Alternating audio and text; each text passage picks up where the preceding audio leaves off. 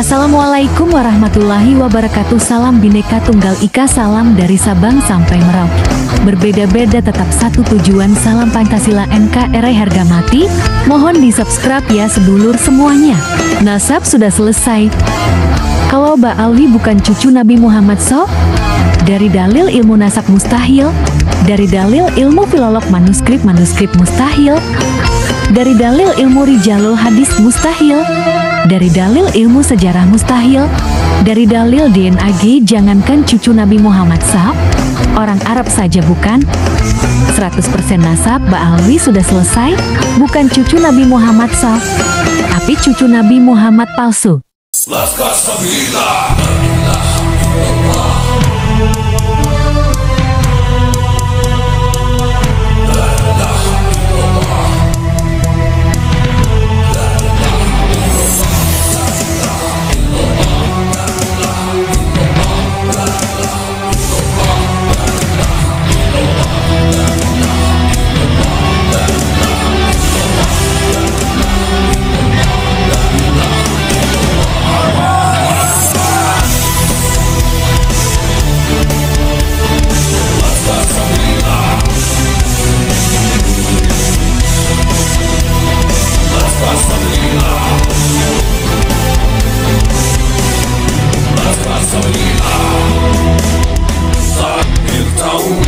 Membelah langit, mengguncang bumi, menggetarkan hati.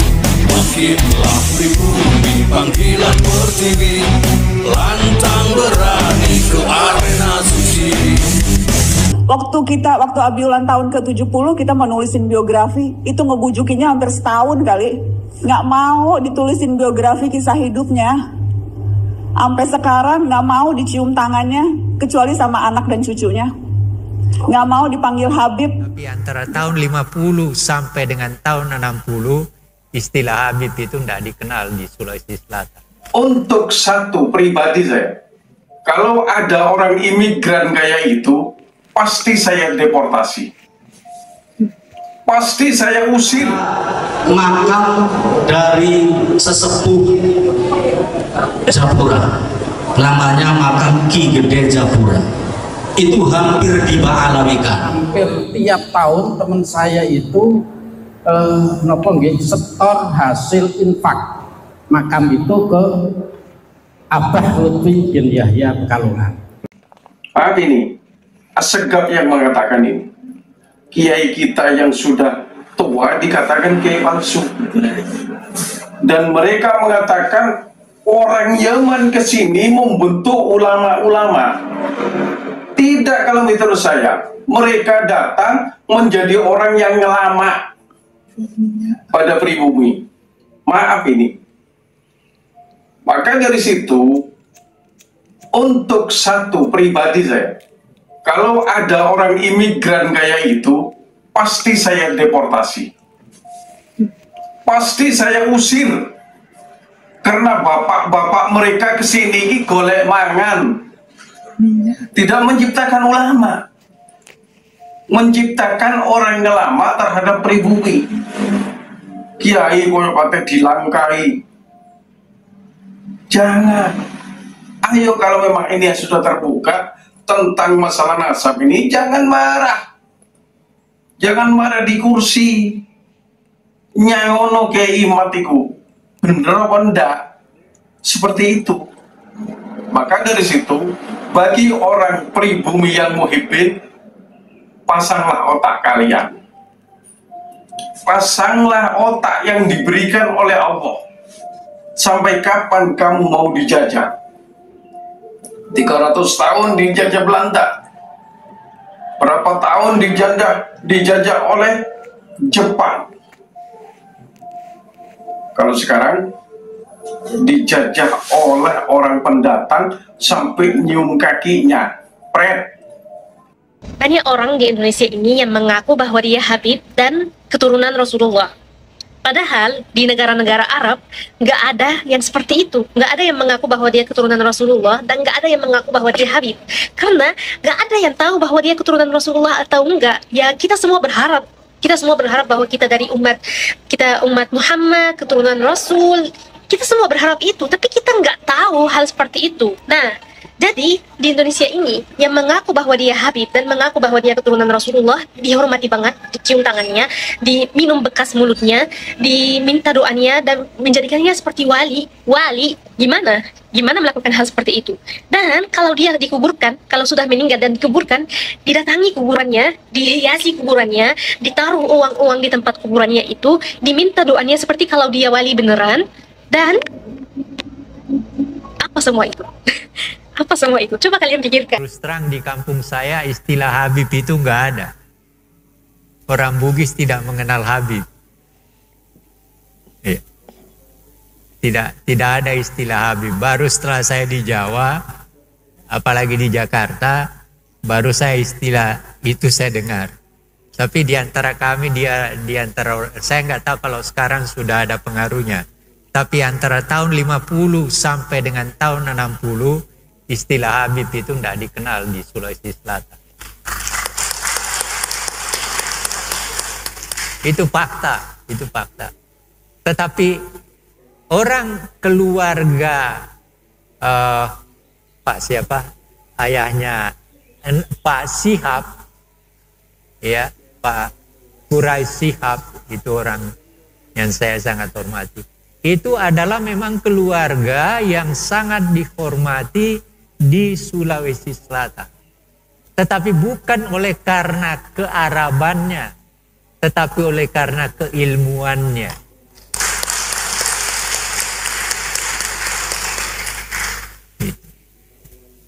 Inilah yang harus kita kembangkan.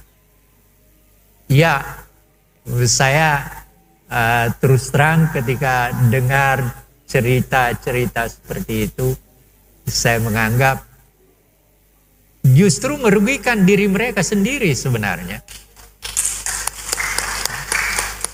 Ketika mereka selalu mengajukan diri seakan-akan seperti itu, keluarga Nabi ada hubungannya, dia akan merugikan dirinya sendiri. Karena apa? Siapa yang mau percaya? Paling-paling lingkungan dia sendiri kan. Dan itu artinya apa ya? Tidak ada gunanya juga buat dia. Dia akan merusak dirinya sendiri. Gitu. Nah, ini yang saya ingin katakan kepada bapak-bapak, mengapa memenuhi undangan teman saya untuk menyampaikan hal ini. Karena saya mempunyai kekhawatiran terus terang. Kalau ini berkembang di kalangan kita dan meluas, yang rusak siapa? Yang rusak kan orang Islam juga. Iya kan?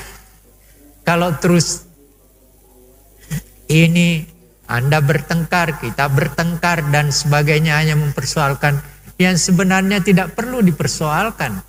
Yang penting kan bagaimana kita menjalankan agama Islam berdasarkan ajaran Tuhan lewat Nabi Muhammad.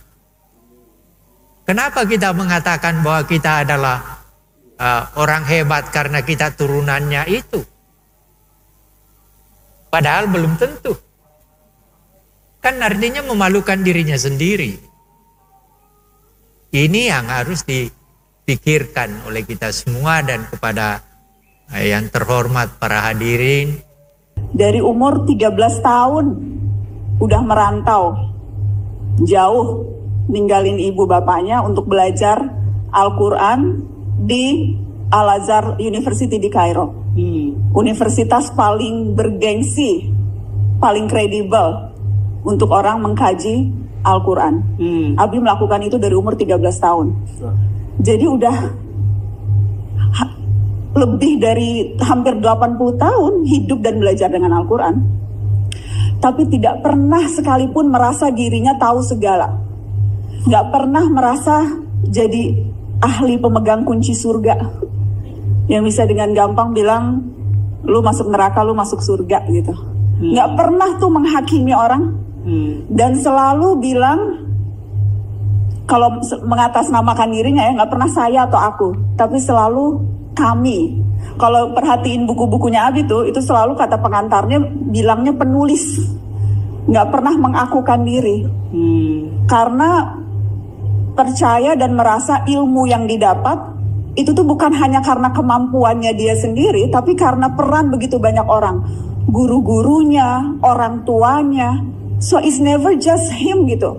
Wow. Jadi nggak pernah bilang saya, aku, itu nggak pernah. Wow. Selalu kami, selalu pihak ketiga penulis. Wow. Waktu Abi ulang tahun ke-70, kita mau nulisin biografi, itu ngebujukinnya hampir setahun kali. Nggak mau ditulisin biografi kisah hidupnya. Sampai sekarang nggak mau dicium tangannya, kecuali sama anak dan cucunya. Nggak mau dipanggil Habib, di tengah situasi yang sekarang lagi inflasi Habib. Kayaknya bagian ini viral nanti. Biarin aja.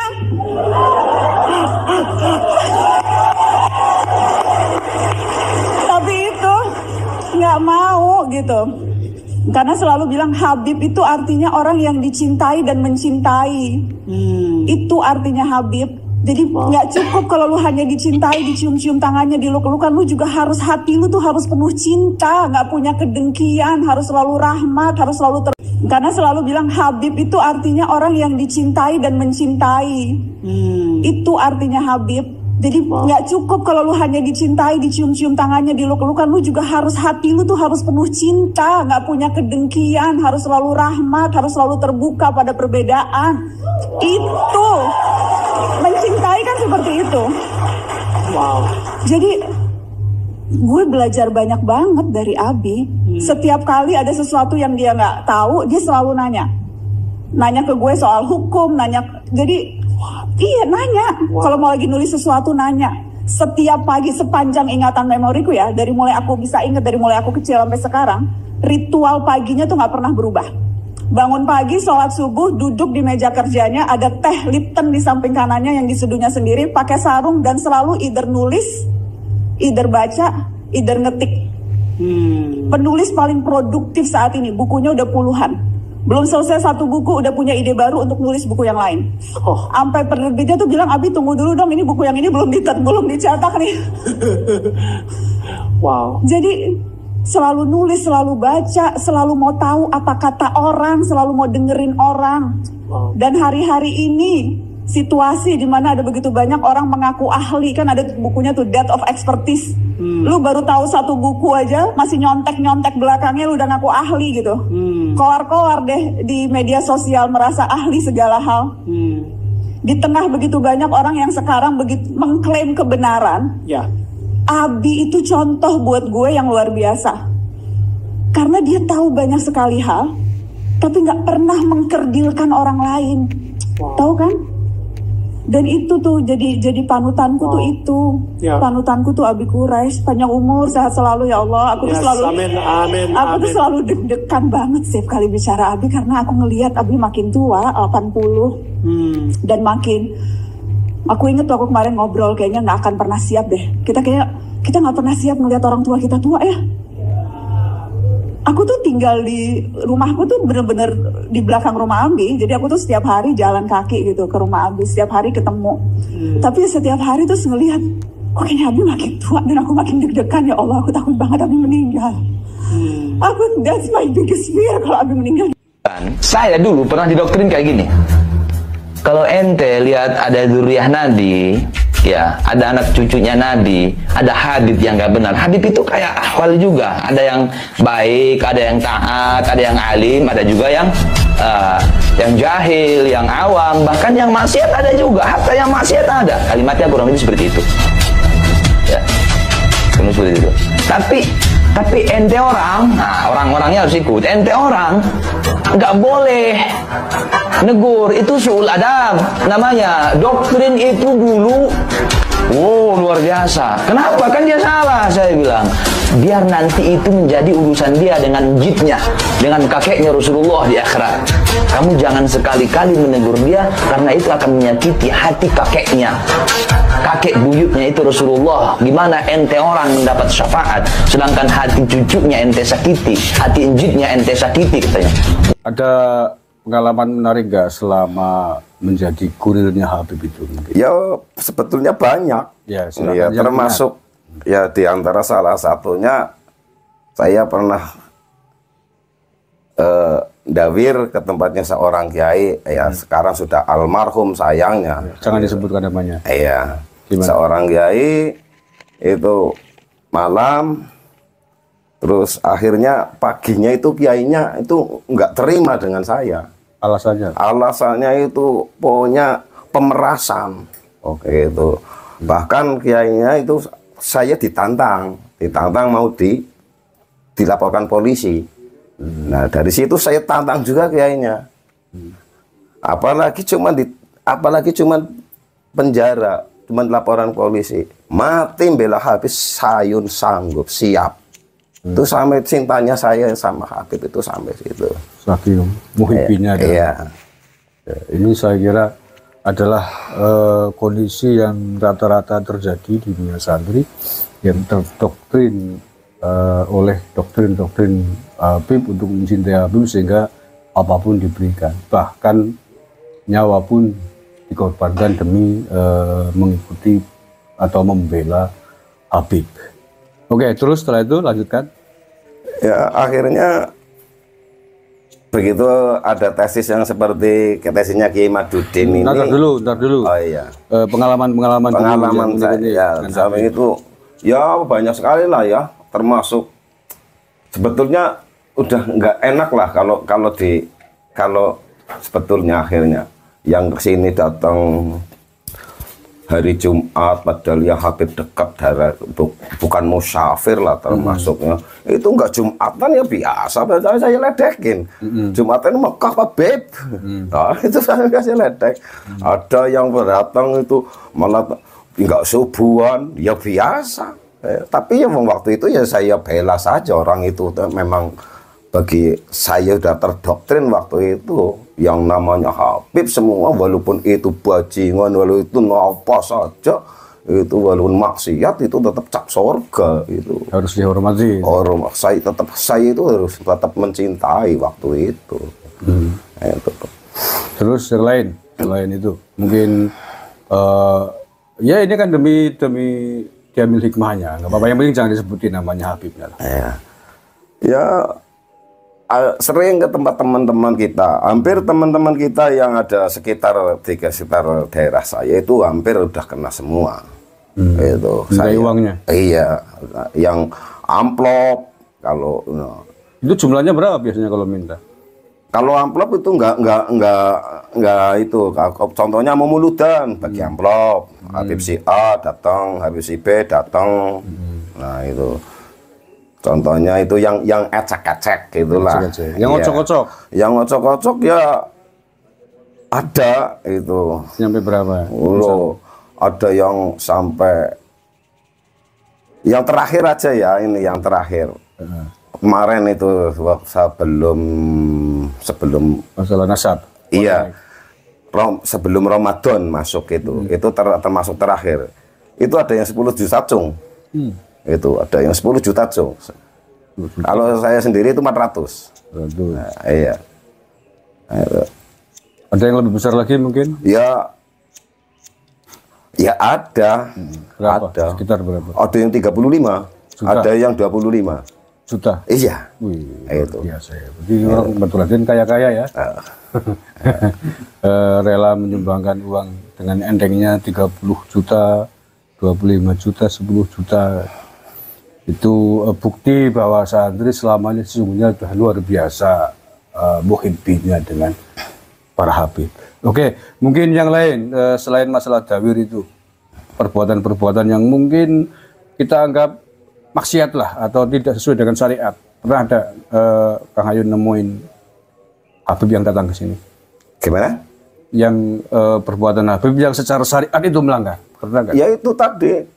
Secara itu ya yang di luar ibadah, enggak sholat itu ya, Jumat enggak Jumatan, subuh enggak subuhan gitu. Itu termasuk. Ada yang kesini bawa orang perempuan, ya ada Pak. Istrinya mungkin? Bukan.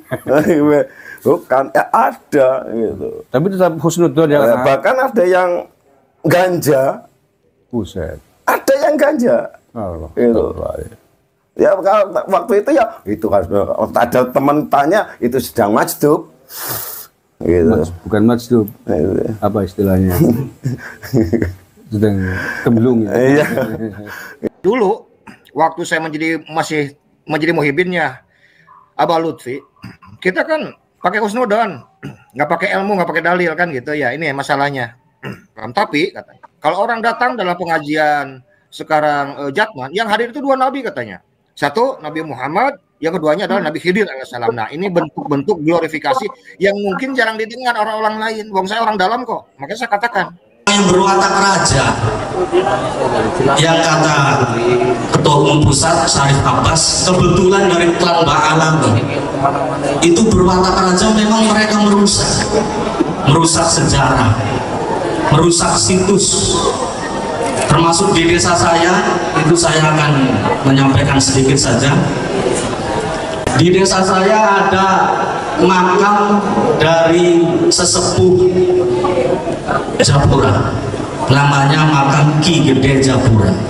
Itu hampir diba'alawikan karena sudah diziarahi oleh Bin Yahya, dan Bin Yahya itu secara terang-terangan saya ada di situ ketika itu, mengatakan ini akan dilaporkan ke Pekalongan. Saya nggak berani menyebut namanya, tapi di malam ini saya berani. Akan dilaporkan kepada Habib Rizki bin Yahya. Saya di situ langsung ngobrol sama sedulur-sedulur. Alhamdulillah sekarang sudah terselamatkan. Kata saya, ini harus dilawan. Bahwa jangan sampai situs-situs kita diklaim oleh mereka. Dan alhamdulillah berdasarkan penelitian sejarah, manuskripnya sudah ada. Saya juga sudah matur kepada beliau ketika itu, kepada Syarif Abbas saya sudah matur. Insya Allah beliau nanti berkenan rawuh. Di situ ternyata teridentifikasi beliau adalah Sayyid Abdul Karim bin Sayyid Abdul Toha, bukan Habib tapi Sayyid. Itu Al-Hasani. Itu saya baca manuskripnya adalah sepupu dari Sunan Ampel. Ini barangkali bisa mukhtalaf alaih, tapi yang jelas bukan Ba'alawi. Dan alhamdulillah sudah disepakati oleh beberapa ahli sejarah yang bertanggung jawab dan sudah ditandatangani dan sekarang sudah ditempelkan plangnya. Dan alhamdulillah tiap Jumat Kliwon diadakan tahlil umum di Makbaro tersebut untuk menjaga situs-situs leluhur. Kalau ini tidak dilawan, saya yakin akan semakin parah. Waktu saya ketemu dengan teman saya itu, hampir tiap tahun teman saya itu setor hasil infak makam itu ke Abah Lutfi bin Yahya Pekalongan. Itu hampir tiap tahun, dan itu kata teman saya itu minimal 5 karung hasil infak itu. Nah, dilalah tahun karena teman saya sudah meninggal tahun 2021, itu bulan April, berarti 3 bulan berikutnya sekitar April, Mei, Juni, Juli lah beliau meninggal. Terus tahun 2023 kemarin makam Mbah Depok itu ternyata dibongkar. Jadi saya jadi kaget juga waktu itu. Saya ke Semarang ketemu dengan istrinya si teman saya Agung itu. Ternyata karena Agung itu punya syahadah asli dari Habib Lutfi, dan makamnya itu ternyata kosong. Itu testimoni pertama.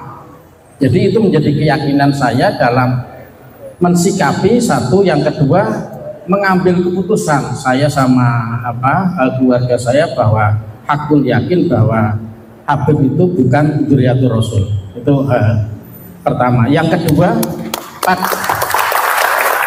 pada bulan Juli kemarin, Kang sharing sedikit lagi. Pada bulan Juli kemarin, 1 bulan yang lalu, saya diamanati dari orang tua saya disuruh menjual mobil Panther tahun 97.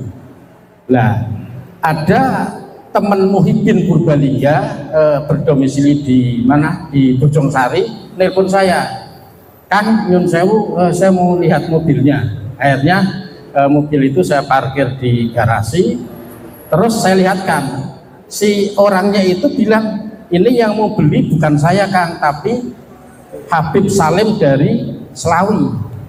Nah, akhirnya karena Habib saya tetap hormat, karena saya pernah punya guru, Habib Lutfi itu guru saya. Saya tahun 87 sampai tahun 90 waktu saya aliyah, saya mondok di pondok pesantren Ribatul Mutalimin di Pekalongan, di Nahrawi. Jadi saya tiap seminggu sekali itu biarin. Terus saya tiap hari Minggu itu saya selalu ikut rutinan tempat Habib Lutfi, Sibtud Duror sama Rotib Al-Hadad. Jadi dua hal itu yang saya ikuti selama 3 tahun saya ikut Habib Lutfi. Sudah lebih dari 4 menit. Terus nggak apa-apa. Melanjut yang tadi, yang bulan Juli tadi, akhirnya Habib Salim dari Selawi itu mau beli mobil saya. Itu pas hari Jumat. Justru saksinya ada istri saya, ada Muhyiddin yang dari Bojong Sari namanya Cak Husen. Terus waktu sholat Jumat, saya bilang, Beb ini Jumat, tolong Jumatan dulu bareng-bareng gitu. Ternyata Habib Salim itu bilang musafir gitu. Dari Selawi ke sini, saya bilang itu terserah ente Beb, monggo musafir atau tidak, yang penting saya sudah mengingatkan. Habis Jumatan saya ngasih makan, saya kasih makan, saya belikan makan, itu ngobrol sampai lebih dari jam 4, artinya sudah waktu asar sudah selesai. Artinya di situ ada Habib, ada Cak Husen yang memang tidak sholat Jumat, tidak duhur sampai asar. Dua hal itu yang menjadikan keyakinan saya bahwa ternyata memang nggak mungkin kalau dzurriyyah Kanjeng Nabi itu syariat tidak melakukan. Jadi pasti itu bukan dzurriyyatur Rasul. Jadi begitu.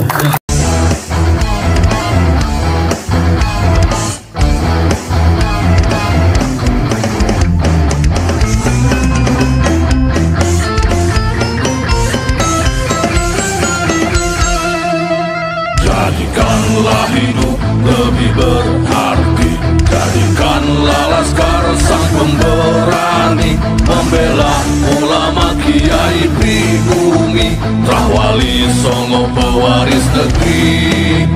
Gelora jiwa ini tak tertandingi, jangan coba-coba mengganggu negeri. Ulama kami terhina, kami pun tak terima, siap jihad jadi semboyan kita. Kami adalah laskar sabilillah, pecinta Wali Songo dan para anbiya, pewaris peradaban Islam di Nusantara hingga berkibar bangsa Indonesia. Kami perisai para ulama, sepenuh hati korbankan jiwa dan raga. Bila nanti tertulis jihad pilihan kami, Syahid bela agama dan negara. Kami terlahir di bumi pertiwi, terpatri suci sejarah negeri, korbankan darah nyawa leluhur kami. Jangan kau coba rubah dan kau pecundangi. Wali Songo adalah dzurriyyat Nabi, santun berakhlak berbudi pekerti, wariskan agama dan budaya Islami. Jangan coba nodai kami, bela sampai mati. Kami adalah laskar sabilillah, tak akan gentar meskipun berkalang tanah, demi bela agama juga bela negara. Ikhlas jihad dan Syahid bersama ulama, relakan kami pergi dan berjuang, jadi perisai Rahwali dan kebenaran. Meski harus berkorban nyawa satu ibadah, demi kebenaran menang dan ditegakkan. Kami adalah laskar sabilillah, pecinta Wali Songo dan para anbiya, pewaris peradaban Islam di Nusantara hingga berkibar bangsa Indonesia. Kami perisai para ulama,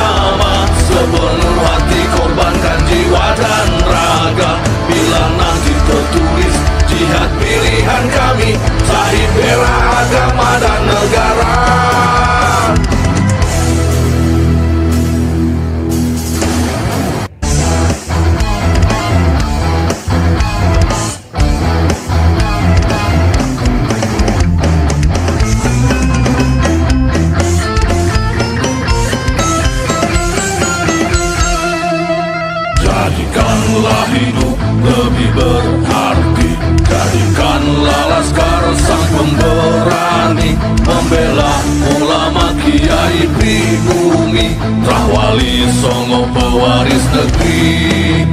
Gelora jiwa ini tak tertandingi, jangan coba-coba mengganggu negeri. Ulama kami terhina, kami pun tak terima, siap jihad jadi semboyan kita. Kami adalah laskar sabilillah, pecinta